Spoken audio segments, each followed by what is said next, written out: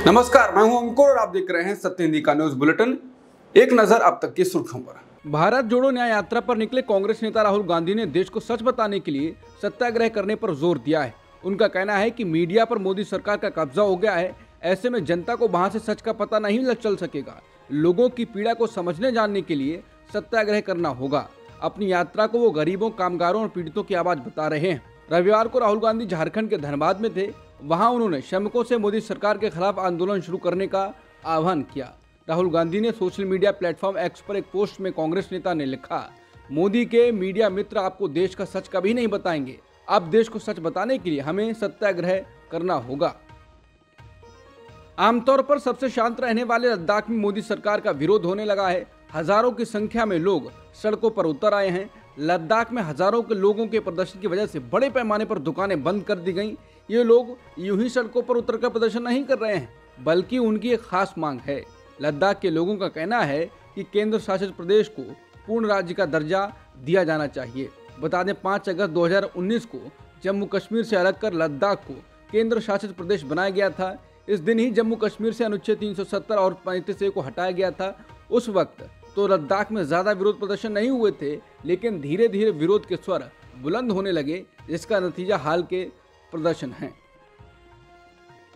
कांग्रेस ने लद्दाख को लेकर ट्वीट किया है। कांग्रेस ने वीडियो ट्वीट कर कहा है कि लद्दाख की जनता न्याय के लिए सड़कों पर उतर आई है। हाथ में बीजेपी का मैनिफेस्टो लिए जनता कह रही है, मोदी सरकार और बीजेपी सिर्फ जुमलेबाजी करती है।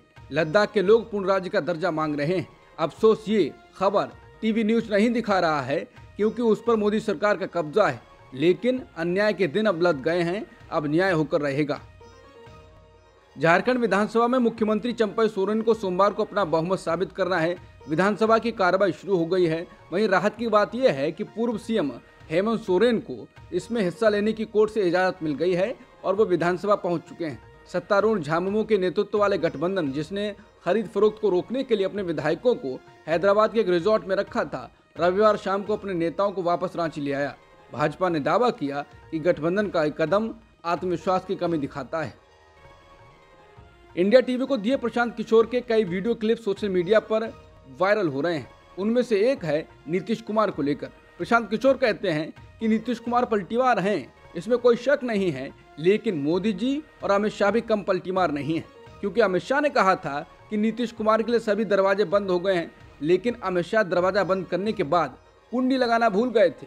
इसके साथ ही एक अन्य वीडियो चल रही है, इसमें वो राहुल गांधी की तारीफ करते हुए नजर आ रहे हैं। वो कहते हैं, जिस दिन मोदी जी 90% चुनाव हार जाएंगे, उस दिन वो ना लीडर रहेंगे और ना जनता को फेस कर पाएंगे। राहुल गांधी चुनाव हार कर भी पॉजिटिव बने रहते हैं, ये बड़ी बात है। बिहार में सत्ता परिवर्तन के बाद एक बार फिर से राजनीतिक सरगर्मी तेज हो गई है। 12 फरवरी को नीतीश कुमार को विधानसभा में बहुमत साबित करना है। इससे पहले विभिन्न दलों को अपने विधायकों की खरीद फरोख्त की चिंता सता रही है। इस कड़ी में सबसे ज्यादा चिंता कांग्रेस को है। इसको देखते हुए कांग्रेस ने बिहार के अपने विधायकों को हैदराबाद भेज दिया है। प्राप्त सूचना के मुताबिक 16 विधायक हैदराबाद पहुंच चुके हैं। इन्हें दिल्ली से चार्टर्ड प्लेन से हैदराबाद भेजा गया।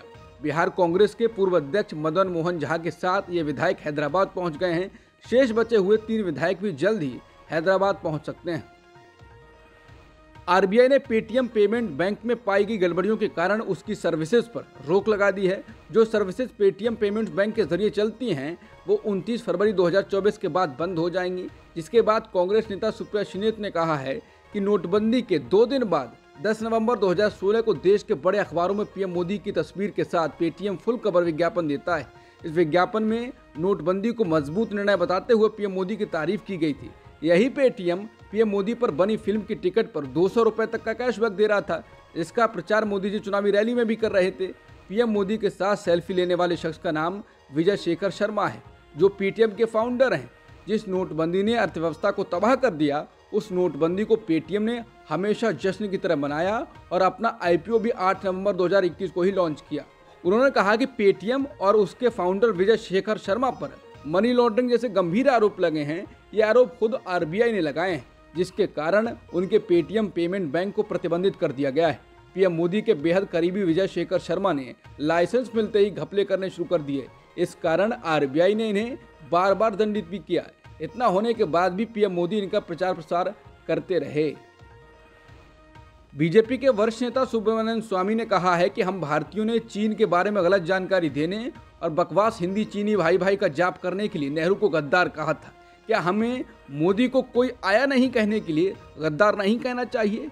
जबकि वास्तव में चीन ने LAC पार कर भारत की 4064 वर्ग किलोमीटर जमीन निगल ली है। नफरत फैलाने वाले भाषण मामले की जांच कर रही गुजरात पुलिस ने रविवार को इस्लामिक उपदेशक मुफ्ती सलमान अजहरी को मुंबई में हिरासत में ले लिया। एक पुलिस अधिकारी ने बताया कि मुफ्ती के सैकड़ों समर्थक उनकी तत्काल रिहाई की मांग करते हुए पुलिस स्टेशन के बाहर जमा हो गए, जिससे इलाके में यातायात ठप हो गया और पुलिस ने सुरक्षा कड़ी कर दी।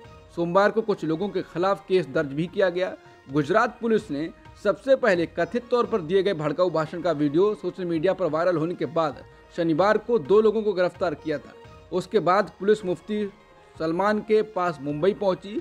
मौलाना के समर्थकों का कहना है कि मौलाना का भाषण गलत नहीं था। अगर कोई उनका भाषण पूरा सुनेगा तो समझ आएगा कि वो फ़लस्तीन के मुसलमानों के संबंध में कुछ कह रहे हैं। लोगों ने आरोप लगाया कि मौलाना के वीडियो में काट छांट कर सोशल मीडिया पर जारी किया गया है। मुफ्ती सलमान अजहरी की गिरफ्तारी के विरोध में बड़ी संख्या में उनके समर्थक घाटकोपर पुलिस स्टेशन के बाहर जुटे और तत्काल उन्हें छोड़े जाने की मांग करने लगे। हालात को देखते हुए पुलिस को लाठीचार्ज करना पड़ा। हिरासत में लिए जाने से पहले मुफ्ती सलमान अजहरी ने अपने समर्थकों से शांति की अपील करते हुए कहा था, जोश में होश नहीं खोना चाहिए। हालात जैसे भी हों, मैं आपके सामने हूँ और मैं कोई क्रिमिनल नहीं हूँ, ना ही मुझे यहाँ किसी क्राइम के लिए लाया गया है। मेरी तकरीर को लेकर जो जांच इन्हें करनी है वो ये कर रहे हैं और हम सहयोग कर रहे हैं। आपको भी सहयोग करना चाहिए। जो होगा अच्छा ही होगा। अगर मेरे भाग्य में गिरफ्तारी है तो मैं उसके लिए भी तैयार हूँ। वाराणसी शहर के शीर्ष मुस्लिम मौलवी ने आरोप लगाया है कि ज्ञानवापी मस्जिद के तहखाने में कोई मूर्तियां नहीं थीं, जब 31 जनवरी को जिला अदालत ने हिंदुओं को वहां पूजा करने की अनुमति दी थी। मुफ्ती शहर मौलाना अब्दुल वातिम नोमानी ने संवाददाताओं से कहा, उन्होंने स्थानीय प्रशासन की मदद से उसी रात तहखाने के दक्षिणी हिस्से में मूर्तियां रख दी और उनकी पूजा करना शुरू कर दिया। उन्होंने कहा कि हम समझ सकते हैं कि मुस्लिम समुदाय के खिलाफ क्या हो रहा है, लेकिन हम ज्ञानवापी के लिए अंत तक लड़ेंगे। मैं समुदाय के मेंबर से हमारी सफलता के लिए प्रार्थना करने का आह्वान करता हूं। कर्नाटक के मुख्यमंत्री सिद्धारमैया ने केंद्र सरकार पर टैक्स में कमी करके कर्नाटक के साथ अन्याय करने का आरोप लगाया है। उन्होंने कहा है कि इससे पिछले 4 वर्षों में राज्य को 45,000 करोड़ रुपए से अधिक का नुकसान हुआ है। उन्होंने ये भी दावा किया कि कन्नड़गांव द्वारा भुगतान किया गया टैक्स राज्य के कठिन समय के लिए उपयोगी नहीं था, पर पैसा उत्तरी राज्यों में जा रहा था। सिद्धारमैया ने कहा कि टैक्स को लेकर कर्नाटक को महत्वपूर्ण चुनौतियों का सामना करना पड़ रहा है, जिसके परिणाम स्वरूप पिछले 4 वर्षों में 45,000 करोड़ रुपए से अधिक का नुकसान हुआ है। यह अन्याय बर्दाश्त नहीं किया जा सकता। आम आदमी पार्टी के निर्वाचित राज्यसभा सदस्य संजय सिंह को बड़ा झटका लगा है। उन्हें आज शपथ लेनी थी, लेकिन राज्यसभा के चेयरमैन जगदीप धनखड़ ने इसकी इजाज़त नहीं दी। इस कारण संजय सिंह आज शपथ नहीं ले पाए। चेयरमैन जगदीप धनखड़ ने कहा कि मामला फिलहाल विशेषाधिकार समिति के पास है, इसलिए अभी शपथ नहीं ले सकते। पूर्व डिप्टी सीएम मनीष सिसोदिया की मुश्किलें कम नहीं हो रही हैं। सोमवार की सुबह राउस एवेन्यू कोर्ट से उनकी न्यायिक हिरासत की अवधि 22 फरवरी 2024 तक के लिए बढ़ा दी गई है। मनीष सिसोदिया की ओर से नियमित जमानत और पैरोल को लेकर अर्जी दी गई थी, लेकिन कोर्ट ने कोई राहत नहीं दी।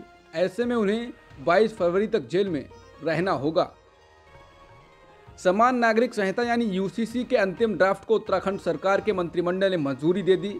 इसके साथ ही इस बिल को विधानसभा में पेश करने का रास्ता साफ हो गया है। सोमवार से राज्य में विधानसभा का 4 दिन का विशेष सत्र शुरू हो रहा है। माना जा रहा है कि धामी सरकार इस बिल को पेश करेगी। उत्तर प्रदेश विधानसभा में सोमवार को पेश किए गए बजट पर पूर्व मुख्यमंत्री अखिलेश यादव ने कहा है कि सरकार हर बार ये दावा करती है कि सबसे बड़ा बजट आ रहा है, पर काम का बजट आना चाहिए, केवल नाम का नहीं आना चाहिए। शंकर महादेवन के म्यूजिक बैंड शक्ति के दिस मोमेंट एल्बम को बेस्ट ग्लोबल म्यूजिक एल्बम का ग्रैमी अवार्ड मिला है। शक्ति बैंड में गिटारिस्ट जॉन मैकलॉफ्लिन, तबला वादक उस्ताद जाकिर हुसैन हैं और गायक शंकर महादेवन हैं। ये एक फ्यूजन बैंड है। इस कैटेगरी में भोकांते, सुजाना बाका, डेविडो और बर्नावे जैसे कलाकारों का नॉमिनेशन था। अब तक की सुर्खियों में इतना ही। बाकी खबरों के लिए बने रहिए सत्यहिंदी.com के साथ।